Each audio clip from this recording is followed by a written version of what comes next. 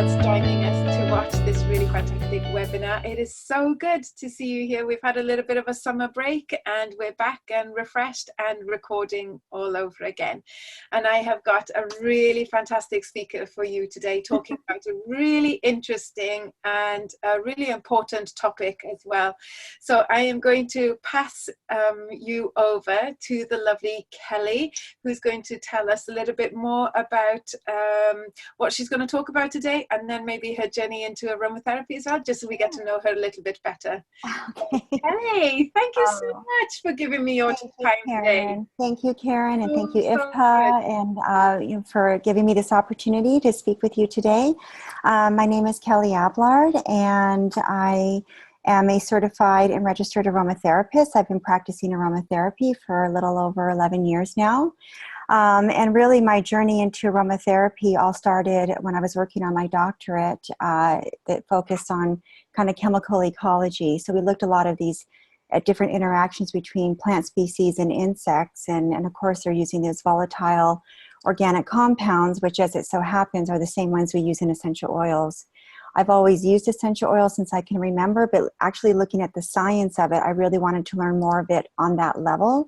So as I was working on my doctorate, I actually enrolled into aromatherapy school and did them simultaneously because, in fact, I think they overlap in many, many ways.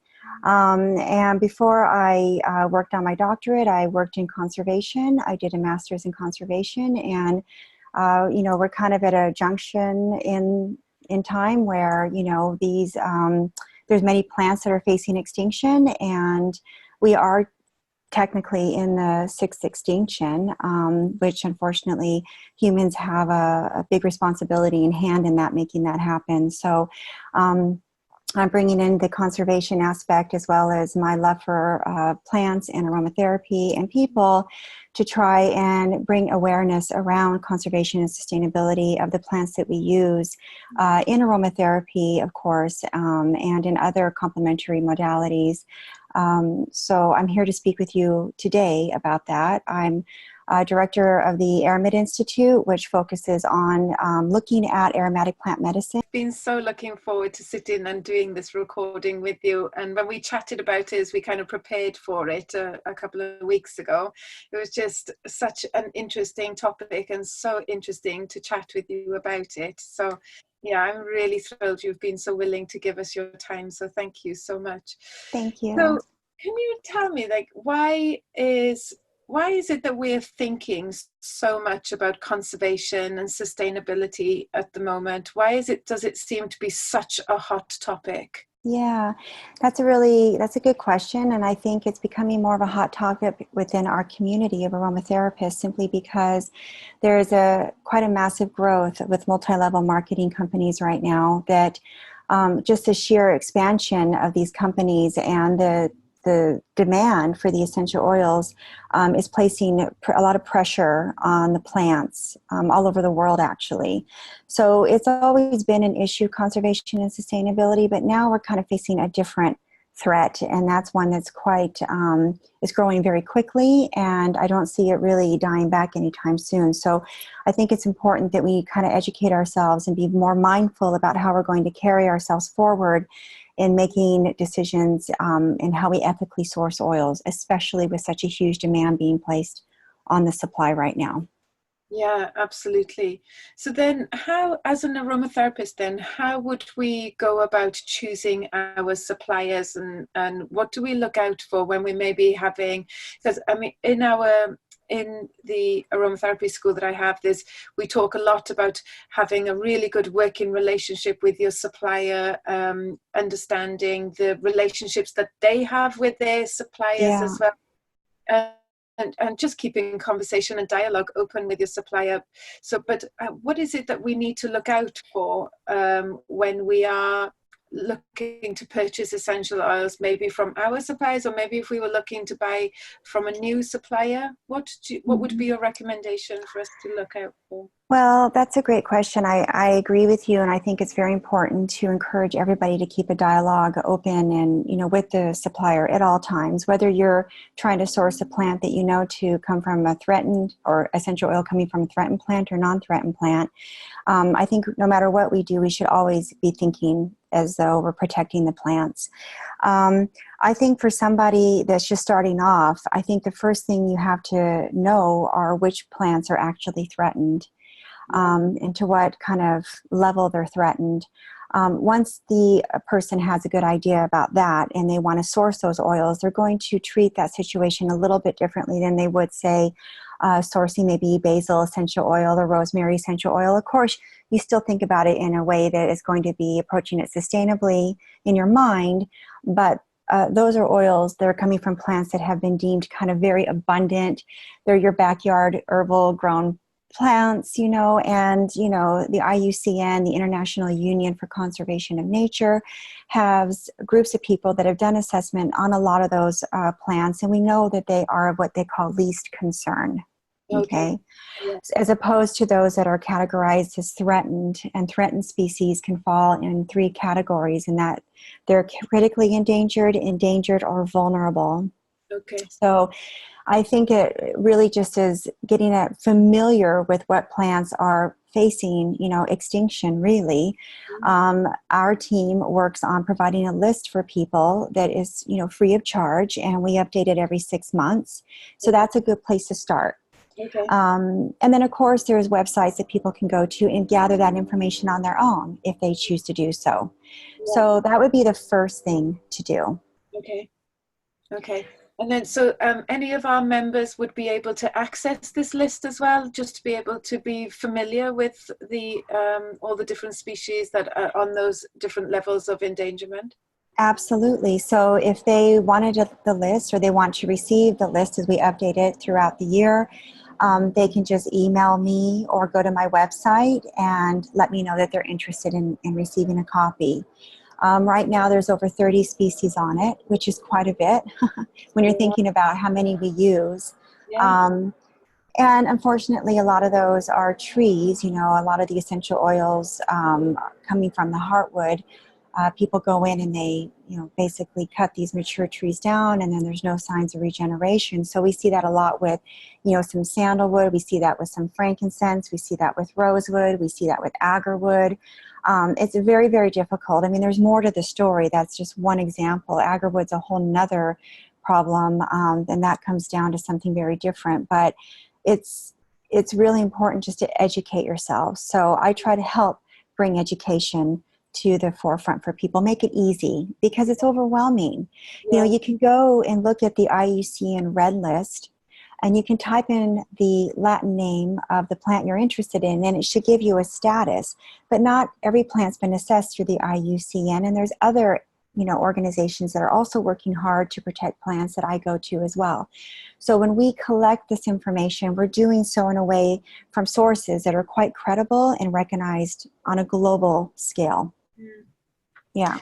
So I think what I'll do, when we load the this video to the IFPA channel, we'll put a direct link to the list or to the website, to your website, so that any of the members can access the list as That's a great idea. That's a great idea, yeah. And there's some quite surprising plants on there. But I think what is also important to know is that, and this is where kind of the education component comes in, is there are plants that are endangered that aren't necessarily on a global level. So if we were to say, for example, you have something like juniper berry, something that's very common, and it's, for the most part, quite abundant. But in countries like Morocco, is considered critically endangered. Okay, so it can get a little complicated for people, because you can have endangered essential oil-bearing plants in specific countries, not necessarily recognized on a global level. For example, juniper berry is considered critically endangered in Morocco. And in fact, you can source Moroccan juniper berry essential oil. So when you have that kind of understanding, you'll not source it from Morocco. You'll find other sources. And of course, there's plenty to choose from. So some of the oils are considered globally off the, endangered or threatened, for that matter. Like spikenard is critically endangered. It is recognized as such no matter where it's being grown. So That's a critically endangered plant. Rosewood is the same one. You know, Yeah. rosewood is the same, although it's endangered.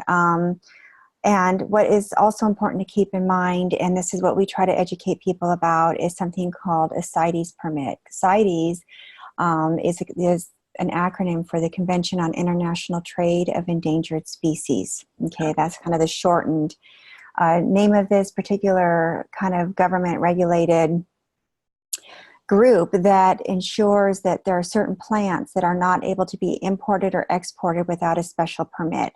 So government agencies from all over the world participate in making these decisions. So for example, rosewood oil is protected by CITES. Okay, so in order for any country that has rosewood oil that they're distilling and it's native to that country, they cannot export it without this permit. They cannot legally do that.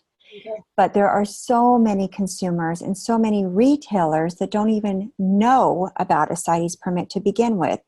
So agarwood is protected by CITES, spikenard is protected by CITES, rosewood is protected by CITES, guaiac wood. So we provide that information as well. So as a consumer, you have the power to ask, you have this rosewood oil in your store. First of all, was it sustainably sourced? You know, you can get information about that. And secondly, did it come with a CITES permit? Yeah. It's the job of the distributor or the supplier to be able to be transparent and also backtrack and show proof, or at least, you know, if you trust your supplier, like you say, keeping that dialogue open and they say, no, we in fact do have a CITES permit. We don't want to disclose who we're getting the oil from. Like I work with one company and they just redact the name of the supplier and the CITES permit is there. Yeah. And that way you are supporting a really wonderful thing, because when people are buying oils that are backed by CITES permit, what that means is that in that specific country, people are working very, very hard to meet very strict guidelines that the government has put into place to ensure sustainable management of those particular plants. And that also means incorporating community involvement, community jobs, community education. It's not just, are they growing these trees in the right way? It's taking it to a whole nother level. Okay. So it's really, really important. Yeah. Empowering the community around the plant as well, which actually is not Yes. something that I had thought about or considered in my choice to not purchase. You know, I haven't had rosewood I have not purchased rosewood for many, many years, so, but I hadn't even considered actually the community around that. Yeah. Yeah, no, and Karen, a lot of people, you know, they have great hearts and they're very compassionate, but when you're buying something off the shelf, it's hard to think past just making that purchase. Yes. But, you know, when you're thinking about rosewood, the people I work with in Peru, it's a very complicated situation. The medicine in many ways has a hugely cultural importance. It has a spiritual importance and, of course, medicinal importance. With the Shipibo that I work with, it's their heart medicine. It's all about creating, you know, beautiful bonds and healing people through the tree, the rosewood tree. And so when you're thinking about sustainable management, it's so important to respect where the tree comes from and who the people are that connect with these plants. Like, for example, the Shipibo and rosewood, or for another example would be white sage. You know, the First Nations communities, the Native Americans, Indigenous people that use the white sage in ceremonial, you know, uses. They'll use it medicinally. That has to be protected. White sage is something that, you know, I'm on the board of the United Plant Savers, and that plant was just added to the at-risk list. Unfortunately, white sage is in a lot of trouble because you can buy white sage, you know, the smudge sticks that are used. Yeah. You can buy them on Amazon now. You can buy them on eBay. You know, they're all over the place. Walmart carries them. Yes, yes. So think about the heavy demand that's being put on these plants. And so actually, in order to even get white sage, you need a permit to do that, to actually get it. If you are getting your white sage, you need to make sure it's coming from a cultivated source. And then, of course, if it's being cultivated, make sure it's sustainably managed. If it's being wild harvested, there has to be some sort of a permit that someone can show you. So people need to be aware that white sage is an essential oil bearing plant. We do get essential oils from it. Yeah. One of the great things about white sage is it's really high in 1,8 cineol, and that's one of the things people love about it. But so is Spanish sage, and there are certain rosemaries, of course, that are equally high in 1,8 cineol. So those would be alternatives to use, which kind of leads me to the idea of thinking about that. When people are not wanting to use oils from threatened or even near threatened plants for that matter, near threatened plants are equally as important, if not more, Yes. oftentimes, Yes. then you need to be thinking of alternatives, So there's, of course, the plants that we talked about that are of least concern, like basil and rosemary and, Virginian cedarwood, Texan cedarwood, which those two cedarwoods are really wonderful alternatives to Atlas cedarwood, which is threatened, actually. And so these are just kind of things to keep in mind. You can use oils that are similar in chemical profile, like for rosewood, if you wanted to use an alternative, maybe you think of hoe wood or coriander leaf. So coriander seed, that is. So yeah, there's many alternatives. There's ways to be creative about, thinking about how you're purchasing oil sustainably. Yeah, absolutely. And then the other thought that I just had then was about sort of organic farming. So because I, wherever possible, will only use organic essential oils. Does that, I know we briefly touched on this when we had a conversation about this webinar, about does that, the fact that they're organic, they're certified organic with something maybe like the Soil Association, does that then guarantee that it is being ethically sourced and everything would come under the same banner of being sustainable? Right. So that's a really good question. And it really comes down to how one kind of views the supply chain in general. I think having an organic product is very important. And I think that supports a healthy ecosystem. Yeah.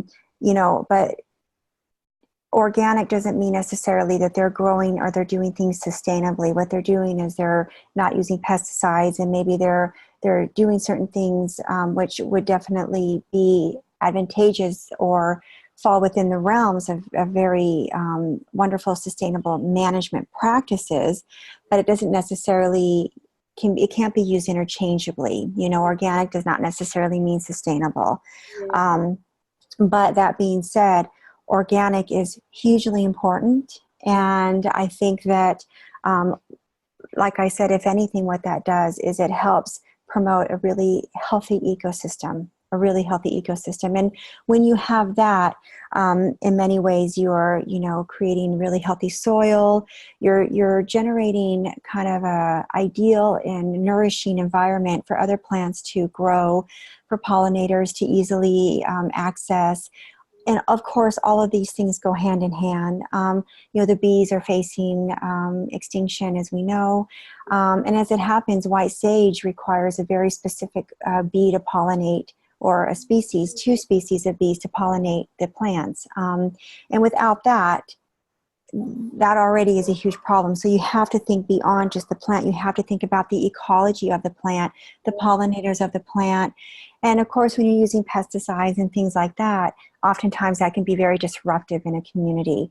So that is, like I say, just one kind of component of good sustainable practice. Yes. In terms of what I look for. Yes, of course. Yeah. So how do we kind of make better informed decisions about purchasing essential oils? You said about looking at alternatives and maybe just getting a bit more creative in our blending, particularly if somebody thought, I'm not quite sure where the juniper berry is coming from, so actually I won't purchase juniper at all. Or I can't get information from the supplier about where the juniper is from, so actually I'll just not purchase it at all. Is there a place where you would have a list again of alternatives that the therapist can have a look at, or Yeah, that's a great question. So I have all that information, and I'm happy to share that with anybody who would like that. There are many, many oils that are of least concern, or it's the plants really that are of least concern that I'm happy to share with people. And then, of course, the alternatives. You know, I do a lot of talks about alternatives, to say to spikenard essential oil, to rosewood, to Atlas cedarwood. I tend to focus on the ones that we are really, really in big trouble right now, just to kind of get people thinking about that. So I often find that people are very creative on their own, and they're looking at the chemistry, they're looking at the therapeutic uses, and they just start looking for oils that kind of match that. You can never replace one for the other. They're all very unique, and they have a right to be on their own, but you can also find chemical constituents that overlap, or energetics that are very similar, or fragrance profiles that they're very similar. So you can practice that way and be thinking about it in a different light. If you've ever smelled, the hoe wood oil, a lot of the chemistry, it just comes down to the linalool, the amount of linalool that is in there. Yes. It smells just like rosewood oil. So if you're looking at it from a fragrance profile, you're looking for something that has very therapeutic activity that linalool can offer. Well, of course, if you're just focused on that, then hoe wood is a wonderful alternative. So these are things, but then I would say to somebody, think about the hoe wood, think about how you're sourcing that too. We have to be mindful about everything we do. Yeah. We ended up in this situation to begin with, and just because we're going to make different choices, we have to be thinking about it as we would in that context as well, Yeah. Yes. So, yeah, it's just being mindful of the ones that are kind of on the hot list, so to speak, right now. Yes. Yeah. And is there plenty of response from people to try and reverse this? Do you see things starting to get better, or are we still in decline? What are you seeing? That's a great question. I think that there are certain cases where I am starting to see improvement. For example, rosewood, we're starting to see improvement. We're starting to see, at least in Peru, there's been some political changes, and the government seems to be more open-minded about looking at deeper interregulations around CITES and exportation of the oil and how it's being managed on the ground. It comes down to politics and who's kind of in charge at the time. And it also depends, well, there's many things, but like agarwood, for example, that's a very different kind of situation where, the history behind that, I don't know if you're familiar with how we get the beautiful resin from agarwood, but it has this fungus that, the tree is infected by a fungus, and its defense is to produce this resin to protect itself. And it's that resin that is absolutely beautiful, and that's what you're getting, okay? But unfortunately, when you look at an agarwood tree, you can't tell if it's been infected by the fungus or not. Okay.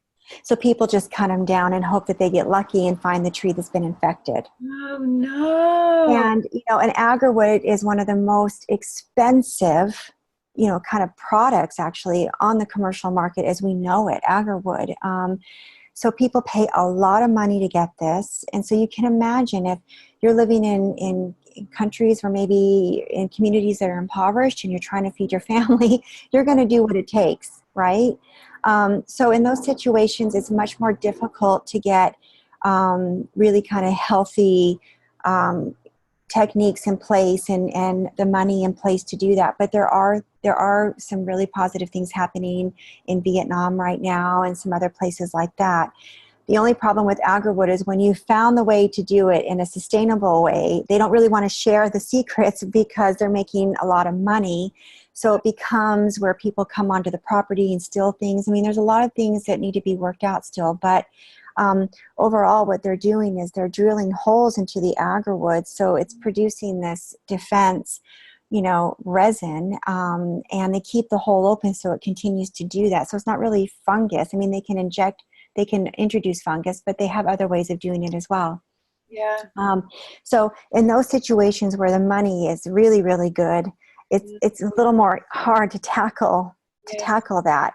And rosewood, of course, is one of the most rosewood oil, commercially valued oils on the market as well.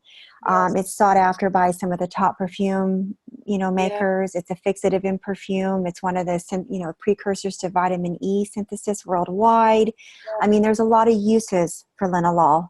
Yeah. And the synthetic isn't cutting it. In the 60s, we had synthetic linalool, and that really didn't do it. So the perfumers and, of course, aromatherapists and anybody that's using it want the natural, the real McCoy. Yes. Which really actually leads me to another important thing that I think we should maybe just touch on, and that is adulteration of these essential oils. Unfortunately, when you're dealing with oils coming from threatened plants, the odds of them being adulterated increase greatly. Yeah. Right. Yeah. And as we know, 80% of essential oils as it stands are adulterated right now on the market. You can imagine if they're coming over illegally, or you can imagine if they cost a lot of money to distill. You have countries like Peru and Brazil where you're trying to distill rosewood oil because you can make a lot of money. Well, they can't afford these big, massive distillation, all the equipment. So they're making, there's makeshift kind of distillation sites, and that really also affects the environment, and it's not done under quality control, and you get a lot of contaminated oil sometimes. This happens a lot. You see across the board with Atlas cedarwood, you see this with agarwood, you see it with all of them. And so as a consumer, if you choose to get your oils and you found a really wonderful, CITES, it's legal and it's been sustainably managed and you feel very comfortable with that, you also have to think about adulteration, and it's worth maybe spending some money to make sure you have a quality product right there. Yeah. Yeah, adulteration is massive. As a matter of fact, with rosewood oil, one of the key adulterants is hoe wood. Oh, really? Yeah. So, I mean, if you're thinking about that, it makes sense. I mean, given that the similarities in chemistry and in the fragrance profile, they go hand in hand. So adulteration is so huge. So I think if you were to walk away from this, I want people to think about, okay, educating themselves about which plants are threatened and near threatened, educating themselves about which ones or oils should be exported with a CITES permit. They need to be able to ask that question and know.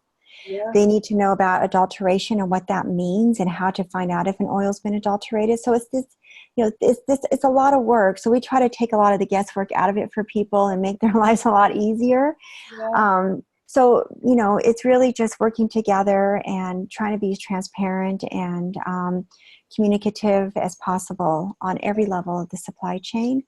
And we're working very closely. We have a committee now that, we're working with people like Alexis Saint-Gelais, who's with Laboratoire Phytochimia in Quebec, and you have Marco Veluzzi in Italy with Godoy, and the Perfume Foundation in France. We're all working together to build guidelines and standards that people should be meeting, all from seed to bottle, So, it's a lot of work, and it's going to take a lot of people, growers, processors, harvesters, the person on the ground working with Indigenous communities, the quality control, in the lab. What does this mean? That is the level. But we are trying to work as a team so we can help make everybody's life a little bit easier. Not only the people that work with the plants, right, but the ones that are consuming the oils as well, right? Well, just the fact that we have access to this list that you guys have been working on just makes life so much easier. Trying to find the information would be, a lot of work for somebody who's, working from a treatment room, treating clients every day.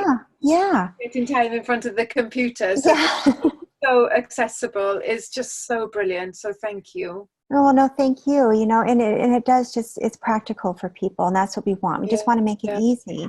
In today's world, it needs to be easy. And of course, if there's things that we don't know, we want to be educated as well. We're very open to the dialogue. And so if somebody knows something, we always encourage feedback as well. So that's really it. We have quite a few plants that I think people would be surprised to see on the list.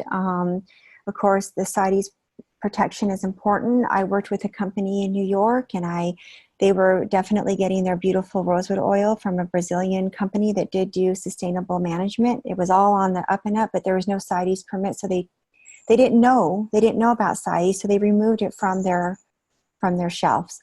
And that's when you start making a difference. Those little things are going to impact how the distiller or the person on the other end is doing their job. Yes. Yeah. Yeah. So it sounds so cliche, but we really do. The consumer does have all the power, and the knowledge is power as well. So we do have that. Yeah. Yeah. That's the thing, isn't it? It's about us having the knowledge to be able to make the right choices and make the right purchases. Yeah, absolutely. Absolutely. And so, the other thing too is we're also happy to help when you're thinking about, a lot of people don't have a lot of understanding. They know what sustainability means, but in terms of sustainable management, how do you really interview, so to speak, a supplier or distributor? What questions do you ask to kind of really determine for yourself, okay, this meets the standards of what I consider to be sustainably managed? Yeah. It takes a lot of different things, and we don't expect everybody to become an expert in this field. So of course, that's also, we encourage people to come and ask for more information on that, and we can provide people with a list. I'm happy to speak to people. That's what I do. But you think about, are they using, resources on the farm? Are they renewable? Are they looking at, biological control for their, plants? Are they looking at crop diversification? Are they looking at education? Are they bringing in Indigenous people to work? Are they looking at, do they have biologists that understand the plants, biology? Are they looking at sustainable harvesting, and how are they replanting the tree? Soil management is huge. So these are things that we just kind of bring to people's awareness. Oftentimes what we do too is we'll interview the company ourselves and provide feedback for people. So it's just a way that just making it easy for people, really, and making more mindful decisions. Yeah. And I think, what you're saying is about asking the right questions without being intrusive to that supplier. Yeah. And what you were saying about the sustainable growing, then people don't want to share that information because they found a way of being able to do it sustainably. So they've, found their special ingredient, being able to do it.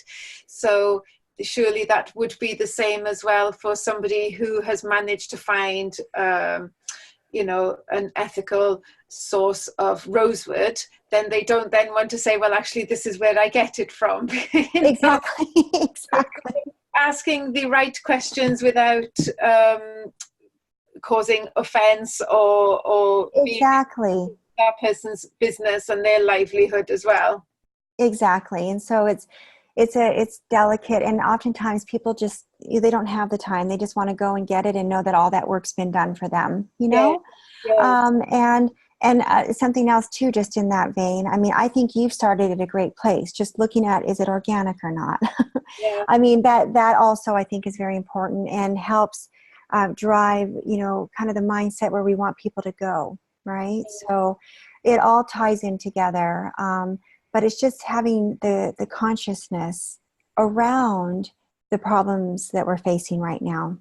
And another thing I should probably mention is that it's really important. The more transparent a company is about their process and how they harvested the oil and what part they used to distill and where it was done and any sort of legalities around it, I think you have a better chance of getting you're supporting a good kind of venture, as opposed to someone, I've gone on websites where I can't find anything. When I was in Peru, one of the MLMs, were on and on about how they had all these wonderful plantations of rosewood, and it was awesome, and it was all CITES, regulated, and so on and so forth. I couldn't get on their property. They wouldn't let me near. Okay. Oh yeah. So if they're not transparent and they're keeping me away, there's something to hide. And as it so happens, just 3 years later, you know, they were fined for illegal trafficking of rosewood essential oil as well as spikenard. So transparency, in my mind, is very, very important.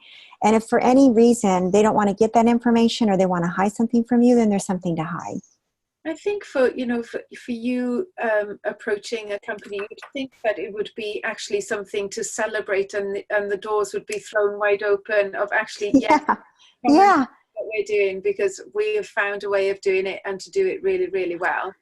You know what, Karen? And that's the thing. When I find someone like that, I mean, I go nuts. I'm writing about them on my website. I'm telling everybody on the planet about it because they do deserve to be celebrated. Yeah. Because they're protecting the plants, and by doing so, they're also protecting the indigenous people that work with that medicine in communities that rely on that, you know, for cultural and, you know, significance or whatever it may be. It goes beyond just the plant. Yeah. So they are celebrated, and they should be. And that's where I think that people that really have their heart and their minds in the right place, you're going to pay a little more for that because it's the value added component. But you know what? Look what you're supporting. That's what you're supporting. Or you can continue to buy oils on Amazon or, you know, at Walmart or whatever. And I really advise against that. Yeah. Absolutely. Yeah. Yeah. So those are just some things to think about, really. I mean, I could talk about this for days, you know, sustainability. It's always like, you know, the ideas, it was the great law of the Iroquois nation is to think, you know, 7 generations ahead, 140 years ahead, right? Always make decisions. When you're thinking about what you do today, think about, you know, 140 years down the road, how that's going to affect people and the planet, right? So it's a battle, and kind of going back to your question, I would say that since I started this about 5 years ago, just trying to bring awareness to this problem, I have seen more people being receptive to it now. That's so good. There is a massive positive shift toward this. You're starting to see people accept it as a topic for a talk at a conference. Yeah. You're starting to see people wanting webinars done on it. You're starting to see people want the list. Yeah. And this is something, when I tell you, when I first started out, it was like pulling teeth. Was it really? It was really, it was just a handful, surprisingly, just, you know, but that you've got to start somewhere, you know, but now I can say, wow, I mean, it's becoming more of a theme. Yes. Yeah. And when that theme becomes something that is an expectation, large companies are going to know that they have to meet that expectation. Yes. And if you are dealing with educated consumers, they're going to right off the bat start to do things differently, hopefully. But I'm seeing that change now. I'm definitely seeing that shift. So that to me is a really, really good sign. But, you know, like Rachel Carson said, she was a famous kind of ecologist and conservation biologist. You know, our work in conservation is never done. No. It's never done. No. But I find that it can get easier if we come together and work, you know, together as a team, not just in our community, but on any level, anybody that's using essential oils. You know, the pharmaceutical communities are using it, or industries are using it, cosmetics, perfume, the herbalist communities. And, you know, that's why I work with herbalists. That's, you know, one of the reasons I'm working on the board with the United Plant Savers, because we understand that this happens. This is a box that we need to tick on many, many different levels, right? Yes. Yeah. Yeah. So this is where we're at right now. So just having a conversation can shift and just get people thinking differently. Once you do that, everything else kind of falls in place. Yes. Yeah. Yeah. It's so good, Kelly. What you're doing is just so amazing. And like, thank you. It feels like it's gathering some momentum now. And, you know, the aromatherapy community is a really, really lovely community to be a part of. And it's so nice to, you know, introduce you to our IFPA members, and for them to have this information and just to connect with you and what you're doing, support what you're doing by making informed choices. And and actually so brilliant for us as an aromatherapy company, aromatherapy community, to have access to this information that you've made it so easy for us. Thank you. Well, thank you, Karen. I appreciate just the platform to speak to IFPA members. You know, I recognize, again, it's here with this case in point, here we are having this conversation, Yeah. you know, and I've had the wonderful opportunity to speak at IFPA in the past, and the receptivity and the kind-heartedness that went along with the feedback for the talk was also evidence that we're headed in the right direction. Yeah. And I find that the community is very tightly knit, but still open to bringing in and accepting kind of the massive growth of the MLMs and what that means and how we can work together to make a difference. I know that you know, safety is a huge issue when it comes to the MLMs, Yeah. and I think conservation and sustainability is right up there with it. And if it's behind it, it's fast catching up. I think that's going to be the next big issue, I think. I think you're right about that. Yeah. And so, you know, it just comes down to education and the awareness around it. So hopefully, yeah. Hand in hand with the sustainability as well, because you've got this, you know, the use, the amount of essential oils that is used in the MLM treatments, you know, it's massive, the quantity of oils that is used as well. So I think that plays a really big part in the conversation and the oh, Karen, yeah. Yes, I absolutely agree with you. I couldn't be more on the same page with you. Yeah. And this is why I think we will be seeing more of an awareness on that level. And they do go hand in hand. Most definitely, they go hand in hand. And you know, again, I've tried very desperately to get information from the MLMs, and not to say that all of them aren't doing good things. I'm not here to knock anybody, actually.